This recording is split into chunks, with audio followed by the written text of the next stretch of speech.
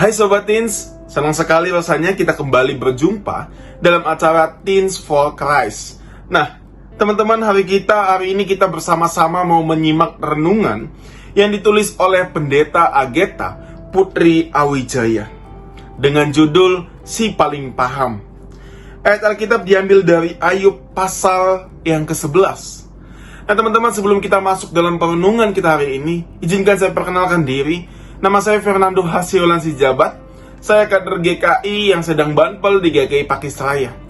Nah teman-teman, saya juga akan menuntun kita semua dalam perenungan pada hari ini. Sebelum kita masuk renungan pada hari ini, mari kita bersatu dalam doa. Mari kita berdoa. Bapa yang bertata dalam surga, terima kasih Tuhan, Engkau kembali mengingatkan kami Tuhan akan firman-Mu. Kiranya Tuhan pada hari ini juga Engkau mampukan kami untuk dapat membaca, mendengar, serta dalam melakukan firman-Mu dalam kehidupan kami. Kiranya Tuhan, kami anak-anak-Mu siap untuk mendengarkan firman-Mu. Bersabdalah Tuhan, kami siap untuk mendengarkannya. Amin. Nah teman-teman, yang menjadi pusat refleksi kita hari ini diambil dari Ayub pasal 11, ayatnya yang ke-14 dan ayat 15. Saya akan membacakan untuk kita sekalian. Saya membacakan dari Alkitab TB2. Nah teman-teman, demikianlah firman Tuhan. Jika engkau menjauhkan kejahatan dari tanganmu, dan tidak membiarkan kecurangan tinggal dalam kemahmu, maka engkau pasti dapat mengangkat mukamu tanpa celah. Engkau akan berdiri teguh dan tidak akan takut. Demikian teman-teman pembacaan Alkitab kita pada hari ini. Nah teman-teman, tema kita hari ini adalah Si Paling Paham. Nah, Pendeta Eka Dharma Putra pernah menulis sebuah buku yang berjudul 10 tipe orang menyebalkan dan cara menghadapinya secara alkitabiah. Nah teman-teman, dari 10 orang menyebalkan itu, diantaranya ada si Mister Tahu Segalanya, atau sering kita sebut dengan nama Si Paling Paham. Nah, biasanya teman-teman orang seperti ini merasa paling tahu segala sesuatu, merasa paling tahu segala hal, dan biasanya mereka merasa paling benar atas apa yang mereka ketahui. Yang paling naasnya teman-teman, akibatnya mereka banyak bicara dan seringkali tidak mau mengakui kesalahannya. Nah, teens, apakah teman-teman semua punya teman yang seperti itu? Atau punya kenalan yang memiliki sifat seperti itu? Atau apakah kamu merasa pernah menjadi seseorang yang seperti itu? Dan ternyata teman-teman, sikap seperti ini adalah sikap yang sangat menyebalkan ya. Nah, kalau kita melihat bacaan kita hari ini, kali ini giliran Zofar yang menyampaikan tanggapannya terhadap keluh kesah Ayub. Ia berbicara panjang lebar tentang kemahakuasaan Allah dan menuduh Ayub menyembunyikan kejahatannya. Ia meminta Ayub untuk merendahkan hati dan mengaku bahwa dirinya pernah berbuat jahat, sebab menurutnya teman-teman, Ayub pasti menderita karena kesalahannya.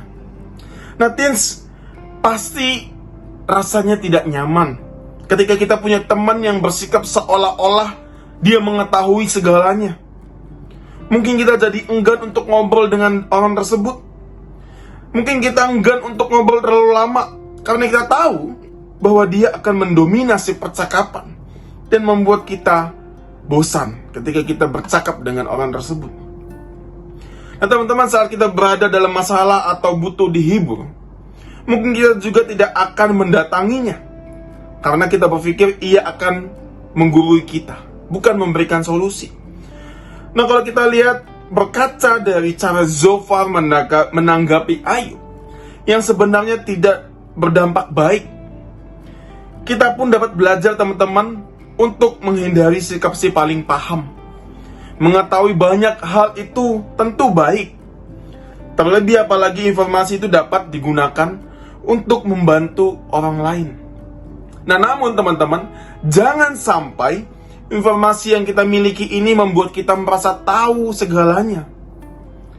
Kita tetap perlu teman-teman menyampaikan segala sesuatu secukupnya.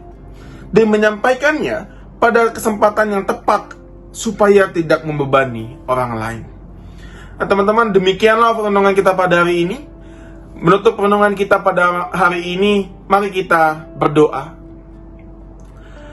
Ya Tuhan, terima kasih atas sapaan firman-Mu pada hari ini.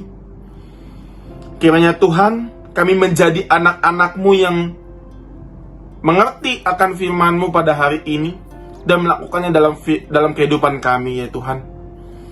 Ya Tuhan, tuntun kami menjadi orang-orang yang tidak hanya paham, tetapi juga kami mengerti bagaimana menjadi orang-orang yang paham dan menyampaikannya dengan hal-hal yang positif, hal-hal yang dapat diterima oleh banyak orang. Dan kemudian Tuhan, tuntunlah kami dalam kehidupan kami, Tuhan, menjalankan firman-Mu setiap harinya. Kiranya Tuhan, kami serahkan seluruh ini dalam tangan pengasihan-Mu saja. Inilah doa kami yang kami panjatkan dalam nama Yesus Kristus. Kami berdoa dan mengucap syukur. Amin. Nah, demikian teman-teman teens renungan kita hari ini. Jangan lupa untuk subscribe, like, dan bagikan video ini kepada teman-teman yang lainnya, supaya mereka juga merasakan sukacita Tuhan di dalam kehidupan mereka. Kiranya Tuhan Yesus memberkati kita sekalian. Amin.